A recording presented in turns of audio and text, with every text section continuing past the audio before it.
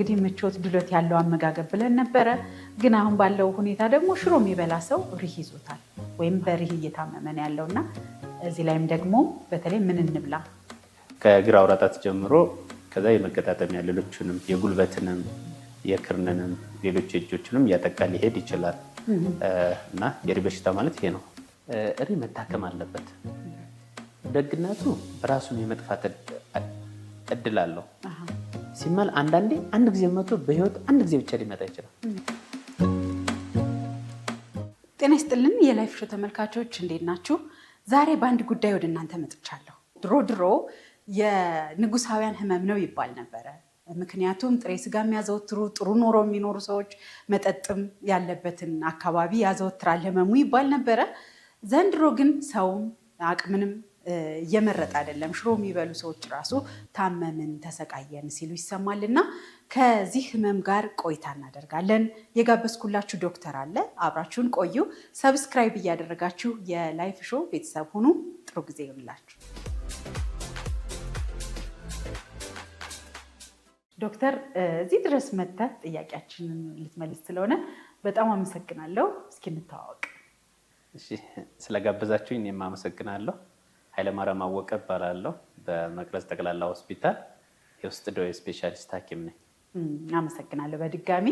ዛሬ እንግዲህ ቀደም ብዬ ለተመልካቾቼ እንደገለጽኩት በቀድሞ ጊዜ የንጉሳውያን ያላቸው ሰዎች ህመም ይባላል። ይህ ዛሬ ከአንተ ጋር ቆይታ የምናደርግበት ህመም እና ሪህ ነው የዛሬ ትኩረታችን። አብዛኛው እንግዲህ ሪህ ምን እንደሆነ ብዙዎቻችን ላናውቅ እንችላለን እና እስኪ ከምንነቱን ጀምር። ጥሩ። እንግዲህ ሪህ ንጉሳዊ መሆኑን አላውቅም፣ ግን ምናልባትም ስም ይወጣለትም እንደዛ ሊሆን ይችላል። ምክንያቱም ሌሎቹ ብዙ በሽታዎች አሉ፣ በተለይ ይሄ መገጣጠሚያ ችግር የሚያመጡ ስም በአማርኛ ስም አናገኝላቸውም። ሪህ ወይም ደግሞ በእንግሊዝኛ ጋውቲ አርትራይተስ ጋውቲ ብለን የምንጠራው ነው እና እሱ ብቸኛው ስም ያለው ነው በአማርኛ። ምንድን ነው ሪህ ስንል የመጀመሪያው ዩሪክ አሲድ የምንለው ኬሚካል አለ በእንግሊዝኛው ማለት ነው። ያ ኬሚካል በሰውነታችን ውስጥ ይጠራቀማል። ሲጨምር መርፌ ነገር እንትኖችን ጠጣር ነገሮችን ይፈጥርና መገጣጠሚያ አካባቢ ያሉ ስስ የመገጣጠሚያ እንትን የሚቆጣጠሩትን ወይም ደግሞ ለስላሴን እንዲኖር በደንብ እንዲታጠፍ የሚያደርገውን የመገጣጠሚያ አካል ክፍል ላይ እዛ ሄዶ ያርፋል፣ ይጠራቀማል። ያኔ ቁስለት ያመጣል። ቁስለቱ እብጠት ይመጣል። ከዛ እብጠቱ ሰዎች እንዳይንቀሳቀሱ እንዲኖረው ያደርጋል እና ሪህ ስንል በዋነኝነት ኬሚካሉ መብዛት እና ከኬሚካሉ መብዛት ተያይዞ የሚመጣ የመገጣጠሚያ ህመም ነው። ሁሉም የሪህ ኬሚካል የበዛበት ሰው ሁሉ ሪህ ይኖረዋል ማለት አይደለም። የተወሰኑ ሰዎች ብቻ ናቸው፣ በጣም ትንሽ ሰዎች ናቸው ያን የመገጣጠሚያ ችግር ሊኖር የሚችለው ማለት ነው። ስለዚህ መኖሩ ኬሚካሉ መጨመሩ ብቻውን የመገጣጠሚያ እንትን አለ ቁስለት ወይም ደግሞ ሪህ አለ ብሎን ማለት አንችልም። የሪሁ ግን የግድ ሲጨምር ነው የሚመጣ እና ሪህ ማለት የመገጣጠሚያ ቁስለት ማለት ነው። ያ የመገጣጠሚያ ቁስለት ደግሞ የሪህ ኬሚካል ወይም ደግሞ ዩሪክ አሲድ የሚባለው በመጨመር የመጣ ህመም ማለት ነው በአጭሩ ሲገለጽ። ሌሎች አሉ እሱን የሚመስሉ የተለያዩ የመገጣጠሚያ ችግሮች አሉ። በዋነኝነት ይሄኛው ግን ምንድነው የሚለየው? በጣም ብዙ ጊዜ አውራጣታችን ነው፣ የእግር አውራጣትን ነው ብዙ ጊዜ የሚያጠቀው ሲጀምር ማለት ነው። ወዲያው ልክ እንደጀመረ በ12 በ24 ሰዓት ውስጥ ከፍተኛ ህመም ደረጃ ይደርሳል። ከዛ ወይ እየቀነሰ ይሄዳል ወይ ደግሞ ባለበት ይቆያል ማለት ነው እና ከዛም ከእግር አውራጣት ጀምሮ ከዛ የመገጣጠሚያ ሌሎችንም የጉልበትንም የክርንንም ሌሎች እጆችንም እያጠቃ ሊሄድ ይችላል እና የሪህ በሽታ ማለት ይሄ ነው። በጣም ጥሩ። ለምን የንጉሳውያን ህመም ሲባል ኖረ መሰለህ? ንጉሳውያን ያው ምቾት አይደለ ድሎት ነው ያላቸው፣ ስጋ ያዘወትራሉ፣ መጠጥም አይጠፋም ተብሎ ነበር የሚታሰበው እና የእነሱ ህመም ነው ይባል ነበር። አሁን ደግሞ ሽሮ የሚበላ ሰው ሪህ ይዞታል ያው ከምግቡ ለውጥም ጋር ልናያይዘው እንችላለን። እዚህ ላይ ደግሞ ብታነሳል። እንግዲህ ለምን ሪህ መጣ? በዋነኝነት ሁለት እንትኖች ናቸው፣ መንስኤዎች ናቸው የሚፈጠሩት። አንደኛው ከመጠን በላይ ሲበዛ ነው። ይሄ ምርቱ ሲጨምር የሪህ ኬሚካሉ ዩሪክ አሲድ የምንለው ምርት ከመጠን በላይ ሲጨምር አንድ። ሁለተኛው ደግሞ ምርቱ ኖርማል ሆኖ ግን መውጣት አለበት ከሰውነታችን በኩላሊት በኩል። ስለዚህ የኩላሊት ችግር ኖሮ የመውጣት ችግር ሳይወጣ ሲቀር ሲጠራቀም፣ በእነዚህ በሁለቱ ምክንያት ነው የሪህ መጠን ሊጨምር የሚችለው። ምርቱ ለምን ጨመረ? ብዙ የተለያዩ ከምግብ ጋር ያገናኛል። በተለይ እነዚህ ቀይ ስጋ አሉ፣ ሳልሞን አሳ፣ ብዙ ፒውሪንስ የሚባል ኬሚካል አለ። ማንኛውም ህዋስ ኖርማሊ የዘረመል አለው፣ ፕሮቲን አለው። ያ ፕሮቲን የመጨረሻ ተፈጭቶ የመጨረሻ ከመወገዱ በፊት የሚመጣው ወደ ዩሪክ አሲድ ነው። ስለዚህ ይህን አዘውትሮ የሚበላ ሰው፣ ብዙ የሚበላ ሰው ሊጨምር ይችላል ቁጥሩ አንድ። ሁለተኛ ደግሞ ሌላ በሽታ ካለ ለምሳሌ የደም ካንሰር ያለባቸው ሰዎች በጣም ቁጥሩ ሲጨምር፣ ይሄ ደሙ በጣም ብዙ ተመርቶ ያ ሲሞት ያ ሴል ይሄ ፒውሪን ወይም ደግሞ ወደ ዩሪክ አሲድ የሚቀየረውን ኬሚካል ይለቀዋል። ያም ከመጠን በላይ ይሆናል። ስለዚህ በእነዚህ ምክንያቶች ከመጠን በላይ ሆኖ ይመጣል። ወይም ደግሞ የኩላሊት ችግር ያለበት ሰው እንደፈለገ ያን ዩሪክ አሲድ የምንለውን ኬሚካል ማስወገድ አይችልም። የሆኑ አንዳንድ መድኃኒቶች አሉ ደግሞ ዩሪክ አሲድ በኩላሊት እንዳይወገድ የሚያደርጉ፣ እነሱንም የሚጠቀም ሰው እንዲሁ የህመሙ ተጠቂ ሊሆን ይችላል ማለት ነው። እና ለምን ንጉሳዊ ጋር እንግዲህ ስናያይዘው፣ ሎጂካሊ ስናያይዘው አልኮል አንደኛ ምርቱን ይጨምረዋል። በተለይ ሱጋር ያለባቸው አልኮሎች እነሱ ዩሪክ አሲድ ብዙ እንዲመረት ያደርጋል። ቀይ ስጋ እንዲመረት ያደርጋል። አሳ፣ እነዚህ በደንብ ዩሪክ አሲድ እንዲመረት ያደርጋል። ስለዚህ በበቂ ሁኔታ በኩላሊት ካልተወገደ ይጠራቀምና ቀጥ ብሎ ወደ መገጣጠሚያ ስስ አጥንቶች ይሄዳል። ይሄ ሽፋን የመገጣጠሚያ ሽፋኖች አሉ፣ ስስ በጣም እንትን በደንብ እንዲታጠፍ እንዲዘረጋ የሚያግዙ ክፍሎች ማለት ነው። ከነሱ ላይ ሄዶ ዲፖዚት ወይም ደግሞ ይጠራቀምና ቁስለት ይፈጥራል። ልክ እንደ መርፌ ነው የሚፈጥረው። ያ ቁስለት ይፈጥራል፣ ህመሙን ያመጣዋል ማለት ነው። ስለዚህ መንስኤው ወይ መብዛት ነው ምርቱ፣ ወይ ደግሞ አለመወገድ ነው ችግሩ ማለት ነው። ስለዚህ ከነዚህ አንዱ ሲሆን ነው ሊጠራቀምና ዩሪክ አሲድ ሊበዛ የሚችለው ማለት ነው። ጥሩ። ስለዚህ ምናልባት ከኩላሊት ህመም ጋር ቀጥታ ግንኙነት አለው ማለት ይቻላል ሪህን? ያው ሁሉንም ነው ላንል እንችላለን። የሪህ ያለባቸው ሰዎች የግድ የኩላሊት ችግር አለባቸው ማለት አንችልም። የኩላሊት ያለባቸው ሰዎች ግን የሪህ ኬሚካሉ እንዲጠራቀም ያግዛል። የተጠራቀመው ሁሉም ደግሞ የሪህ በሽታ ያመጣል ማለት ግን አይደለም። የተወሰኑት ናቸው የሚመጡ፣ ግን የመገናኘት እንትን አላቸው። በጣም ጥሩ። አንዳንዴ ዩሪክ አሲድ ከሰውነታችን እንዳይወጣ የሚያደርጉ መድኃኒቶች አሉ። ምናልባት ማንሳት ከቻል ለየትኛው ህመም የምንወስዳቸው መድኃኒቶች ይሆኑ? ብዙ ጊዜ ለደም ግፊት የምንጠቀማቸው መድኃኒቶች አሉ፣ ዩሪክ አሲድን ሊጨምሩ የሚችሉ እነሱ ነው። ላይክ በሽንት መልክ እንዲወጣ የሚያደርጉ ኤችሲቲ ባጭሩ ስንጠራው ሃይድሮክሎሮታይዝድ፣ ሌሎቹ ዳይሬቲክስ የምንላቸው አሉ በእንግሊዝኛው። በተለይ ግን ከደም ግፊት ጋር ያሉ መድኃኒቶች ናቸው እንደዚህ አይነት እንዲጨምር የሚያደርጉት።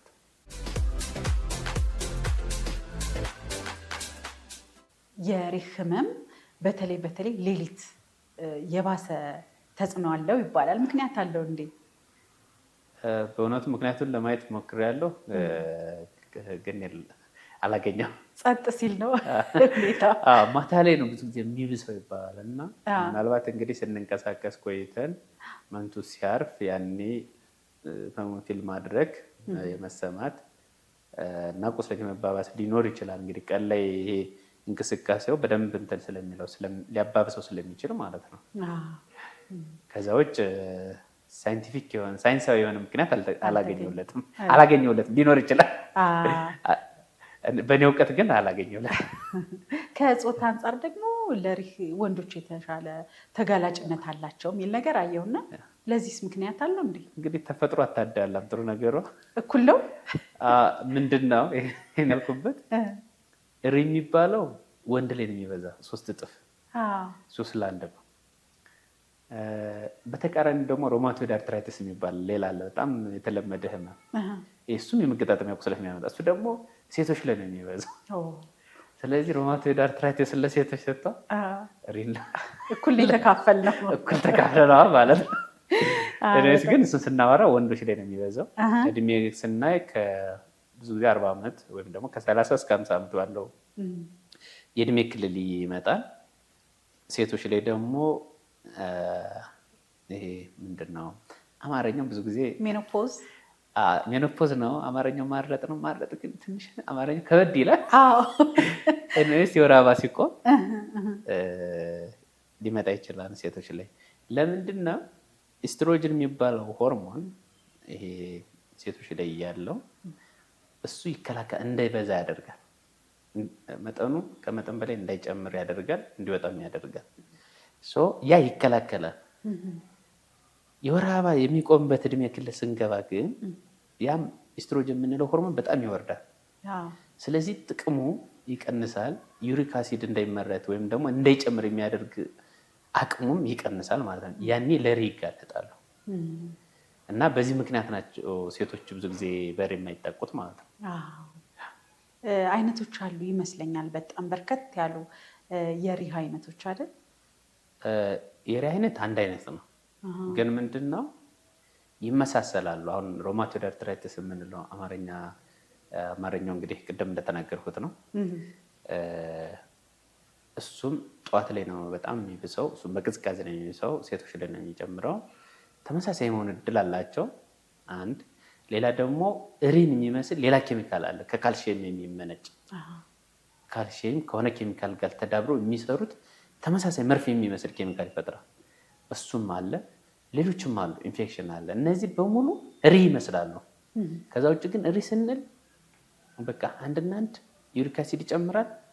ያ ዩሪክ አሲድ መገጣጠሚያ ጡንቻ ላይ የመገጣጠሚያ አካላት ላይ ሄዶ ይጠራቀማል። ቁስለት ያነሳል፣ ይመጣል ነው። ግን መለየት እነዛቸው አንዳንድ ጊዜ ከባድ ስለሚሆን በተለይ ህመሙ ባለበት ጊዜ የሪህ እንትን ኖርማል ነው የሚሆነው መጠኑ ስንለካው፣ ወይ በታሪክ ወደኋላ ስንጠይቃቸው ሰዎች የሪህ ነበረብኝ ቁጥሩ ይሄን ያህል ነው ብሎ ይነግሩናል። ኖርማል ቁጥሩ እስከ 7 ነው። ለወንድ ብዙ ጊዜ እስከ 6 ይባላል። ለወንድ እስከ 7.2 ይባላል። ከዚህ በላይ ቁጥር ይኖራቸዋል ብዙ ጊዜ የሪህ ታካሚ ሰዎች የሚታመሙ ሰዎች ማለት ነው። ከዛ ውጭ ግን በእለቱ እንደታመመ ስንለካው ግን 4ም 5ም ሆኖ ነው የምናገኘው።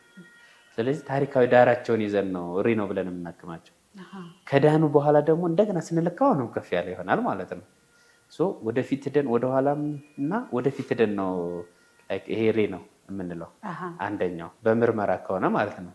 ከዛ ውጭ ግን በምናየው በቃ አይነተኛ የሆነ የግራ አውራ ጣትን መጀመሪያ እዛ ላይ ጀምሮ የመጣ ህመም ከሆነ ሪህ መሆን እድሉ ከፍተኛ ነው እና በዚህ እንትን ነው አያይዘን ሪህ ነው የምንለው እና አይነቱ አንድ አይነት ነው። በጣም ጥሩ። በዘር የመምጣት ነገር አለው ተብሎ ይታሰባል። የተለያዩ እንትኖች አሉ። የትኛው እንትን ግን ለሪህ ተጋላጭ ነው የሚለው ማወቅ ከባድ ነው። ለምሳሌ የዘር ኑሯቸው የትኛው ሰው ለምሳሌ አንዳንድ ካንሰሮች እናይና ይሄ ሰው ለዚህ ካንሰር ተጋላጭ ነው ብለን እንትን እንላለን። ወደ ሪህ ስንመጣ ግን ይሄ ሰው ለሪህ ተጋላጭ ነው ማለት አንችልም። ከዛ ውጭ ግን በዘር የመያያዝ እንትን ግን አለው። ይሄ አዝማሚያ አለው። በጣም ጥሩ።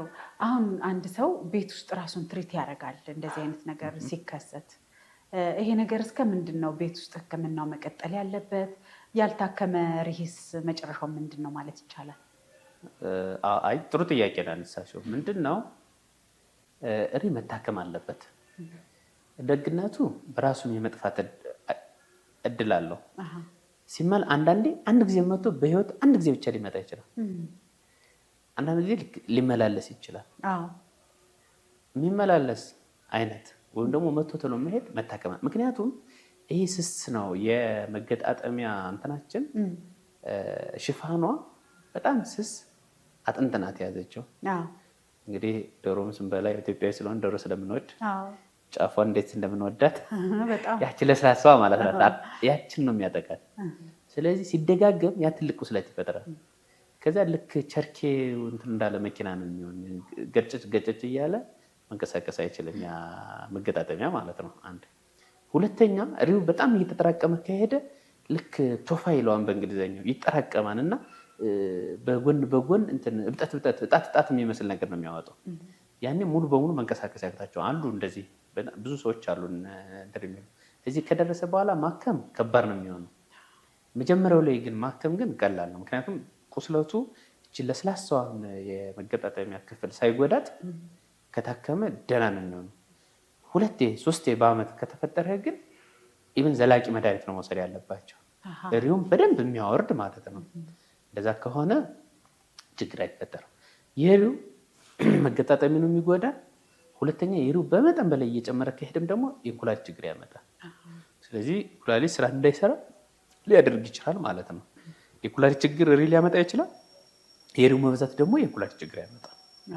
ስለዚህ አንድ ሰው መታከም ያለበት አንድ የኩላሊት ጤንነቱን ለመጠበቅ፣ ሁለተኛ የጡንቻዎቹ ጤንነት እንደተጠበቀ ለማስቀጠል ነው መቀጠል ያለበት። ካልታከመ ግን ያው እንደ ጊዜውን ጠብቆ የሚሄዱ እንትኖች አሉ። ያው ፕሮባቢሊቲዎች አሉ በሕክምና ይህን ያህል ፐርሰንቱ እንደዚህ ያደርጋሉ፣ ይህን ያህል ፐርሰንቱ እንደዚህ ይሆናሉ እያለ ሁሌም ሕክምና በዛ መንገድ ነው የሚሄደው እና የሪም እንደዛ ነው። ካልታከመ የተወሰነው ፐርሰንት አብዛኛው እንትን የመገጣጠሚያው ችግር ግትር ማለት እንደፈለገ መታጠፍና መዘርጋት ማቃት፣ ከጎን እብጠት ጉጠት ነገሮችን ማውጣት እያለ ኢቭን የእጅ መገጣጠሚያዎች ሁሉ እንዲጎዱ ያደርጋል። እና እኛ የምንመክረው መታከም አለበት። በአመት 1-2 ከሆነ እና ሌላ ምንም ችግር ከሌለበት ኖርማል ለጊዜያዊ መድኃኒት ነው የምንሰጣቸው። ጊዜያዊ መድኃኒት እንሰጣቸዋለን፣ ይድናሉ፣ ይቀጥላሉ። ከዛ ግን ያው ሕክምናውን በኋላ እንመጣለን። የሚያስፈልጉ ሕክምናዎችን ይሄ በተለይ ራሱ የሚያደርጋቸውን ታካሚው ሰው ወይም ታካሚው ሴትዮ የምታደርጋቸው መቀጠል ይኖርባቸው ማለት ነው። በጣም ጥሩ። አሁን ሪህ ሲባል እኔ የማስበው የአውራ ጣቶቻችን ወይም ጣቶቻችንን እግሮቻችን ነው የምናስበው። አሁን ደግሞ እጅንም ቢሆን ላይ የሚታይ ነገር አለው እያልከኝ ነው እና ሪህ እጅንም ያጠቃል ማለት ይቻላል? አዎ በደንብ ነው የሚያጠቃው። በተለይ እነዚህ የመገጣጠሚያ እንትኖች አሉ በጣም ከኛም ጋር ይመጣሉ። በስልም በፎቶም አለን ታካሚዎቹ። ጉጠት ይሄ ምንድነው ዶቃ ነው የሚመስሉ ከእጃቸው መገጣጠሚያ ጎን እንደ ዶቃ ነገር ነው። ብጥ ይልና ልክ የወይን ፍሬም አመስል ብሎ ይወጣል እና ልክ እጃቸው ማጠፍና መዘርጋት ያቅታቸዋል። እንደዚህ አይነት አሁን 2 ነበሩኝ። አሁን በቅርቡ ራሱ መቅረዝ ሆስፒታል አንደኛው እንደው መጨረሻ ላይ በኩላሊት ችግር ነው የመጡት። አንደኛቸው እንኳን በመገጣጠሚያ ብቻ ነው እና ይሄ ከተጠቃ በኋላ መመለስ አንችልም። ግትር ካለ በኋላ መመለስ አይቻልም። ግትርና ብጦት በጣም እንትን ብዙ ሆኖ ካደገ በኋላ ብዙ መመለስ ከባድ ነው የሚሆነው። አንድ ሰው በዚህ ተደጋጋሚ በተለይ በአመት ውስጥ ከተከሰተ ምን አይነት ሕክምናዎች ነው የሚሰጡት? አያይዘንም ቀደም ብለን እንግዲህ ምቾት ድሎት ያለው አመጋገብ ብለን ነበረ። ግን አሁን ባለው ሁኔታ ደግሞ ሽሮ የሚበላ ሰው ሪህ ይዞታል ወይም በሪህ እየታመመን ያለው እና እዚህ ላይም ደግሞ በተለይ ምን እንብላ የሚለው ነው። ጥሩ ጥያቄ ነው። ስለ አመጋገብ ስንመጣ ማንኛውም ሰው እነዚህ የሚመከሩ እንትኖች አሉ። ያው አሁን ጥሩ ነው። ኒውትሪሽንም ዳይቲሻንም እየበዙ ነው እኛ ሀገር። ስለዚህ የተመጣጠነ ምግብ የሚባሉትን ማዘውተር የተሻለ ነው ለማንኛውም ለሪም ሆነ ለሌሎቹንም መከላከል ማለት ነው። በልዩነትን ስንመጣ ግን ያለበት ሰው አልኮል ማቆም አለበት ብለን ነው የምንመክረው። ያው መቀነስ የሚለው ከባድ ስለሆነ ማለት ነው። ጽሁፎችን ገብቶ ቢያይተ አንድ እንግሊዝኛ ማንበብ የሚችል ሰው ዲክሪዝ አልኮል ኮንሰምፕሽን ሊለው ይችላል። ዲክሪዝ ስለሆነ 1 2 3 ልበል ይችላል። እና እሱ አሻሚ ስለሆነ አልኮል አቁሙ ነው የምንለው። ቀይ ስጋ በተለይ የመጀመሪያው እንትን በደንብ እስከሚጠፋ ድረስ መቆም አለበት። ይሄ ፒውሪን ዩሪክ አሲድን ምንጭ ሊሆን ስለሚችል ማለት ነው። እነዚህ አሳ፣ ሲጋራ ማጨስ፣ እነዚህ ሙሉ በሙሉ ሲጋራ ማጨስ እና አልኮል ሙሉ በሙሉ እንከለክላለን። ቀይ ስጋውንም ደግሞ በደንብ እንዲቀንስ እንመክራለን ማለት ነው። ዋናው ሕክምናው ይሄ ነው። እሪን የምንቀንስበት መድኃኒት 2 አሉ። እነሱም አንደኛውን መጀመር አለበት ያ ሰው። ያን መድኃኒት ሁሌም እንዲወሰድ ነው የሚመከረው። መቼ? ቁስለት ያለበት ሰው ቁስለቱን ከታከመ ከ2 ከ4 ሳምንት በኋላ ወዲያው ቢጀመር ይባባሳል ተብሎ ስለሚታሰብ። ቁስለት የሌለበት ሰውና ቅድም የዘረዘርኳቸውን መስፈርቶች የሚያሟላ ከሆነ ግን ወዲያው ይጀመርላቸዋል። ዘን በክትትል እናያቸዋለን። እሪው ደህና ከሆነ በአመት 1 ጊዜ ቼክ ይደረጋል፣ ክትትል ይደረግለታል ማለት ነው። ሕክምናን ስናስብ ይሄ ነው። ብዙ እንትን እንደ ሌሎቹ ባይዘ ብዙ ከባድና ውስብስብ የምንለው ህመም አይደለም። ቀይ ስጋን ግን ስናነሳ ቀይ ስጋ ያው ጥሬው ሲበላ ነው ወይስ በወጥ መልኩም እንደዛው ነው? ተመሳሳይ ውጤት ነው ያለው? ተመሳሳይ ነው። ምንድነው ዋናው ፕሮቲን ነው። ፕሮቲን አለው ብዙ። ያ ፕሮቲን ወደ ፒውሪን እንትን ተብሎ ይሄ ምንድነው ተረፈ ምርት የፋክተሪ ተረፈ ምርት ማለት ነው። የሆነ ቀለም ማምረት ተረፈ ምርት ይኖረዋል። የምግብም የህዋሳታችንም የመጨረሻው ተረፈ ምርት ፒውሪን ነው። ፒውሪን የሚባለው ኬሚካል ደግሞ ዩሪክ አሲድ ይፈጥራል ማለት ነው። ስለዚህ ዩሪክ አሲድ እንዳይበዛ ነው የምንቀንሰው። ሌሎቹ አትክልቱ፣ ሌሎቹ ምግቦች ፕሮቲናቸው ዝቅ ያለ ስለሆነ የፒውሪን ተረፈ ምርታቸውን ዝቅ ያለ ነው የሚሆን። ዩሪክም የመፍጠር አቅሙ ዝቅ ያለ ስለሆነ ነው። እና ጥሬም ሆነ በስሎ ፕሮቲኑ ስላለ መጨመሩ አይቀርም።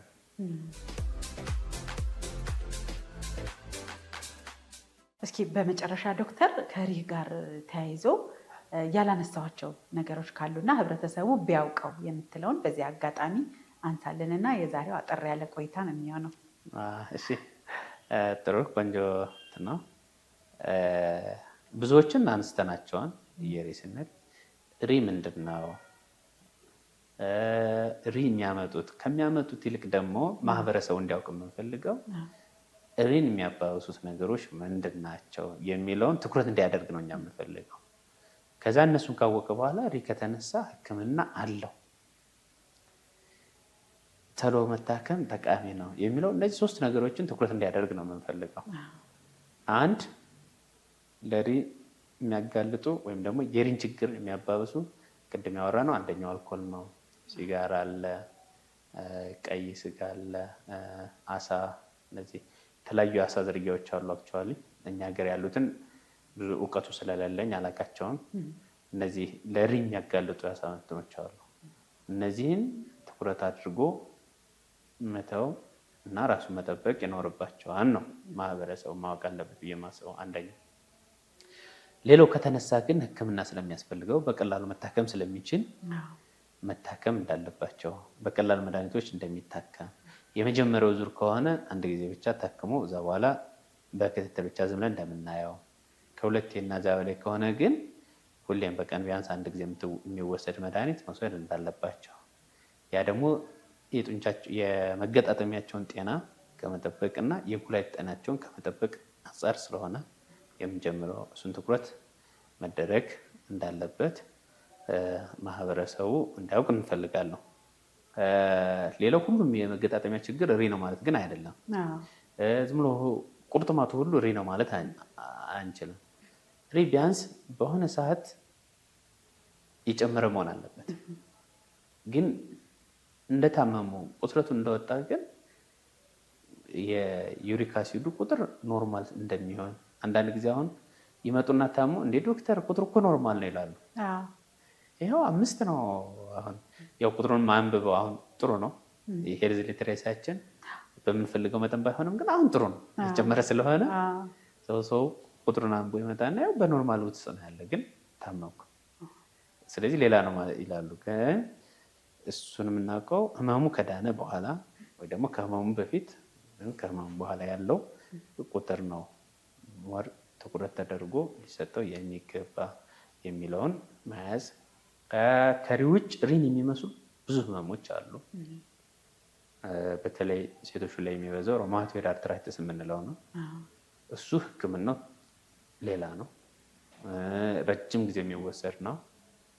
ግን ጉዳት በማምጣትም ያንኛው ከፍ ያለ ነው። ይሄኛው ጉዳት የማምጣት እድሉ ጊዜ ይሰጣል።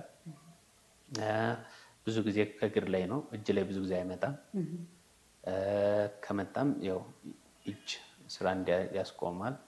ይህን ልዩነት ይህን ትኩረት አድርጎ ማወቅ ቢያውቁ ማህበረሰብ ጥሩ ነው ብዬ አምናለሁ።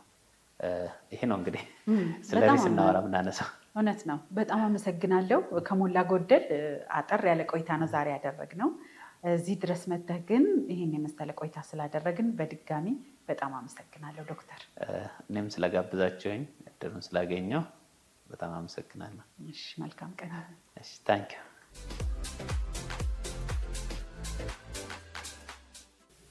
የዛሬው የላይፍ ሾው ፕሮግራም ይህን ይመስል ነበረ።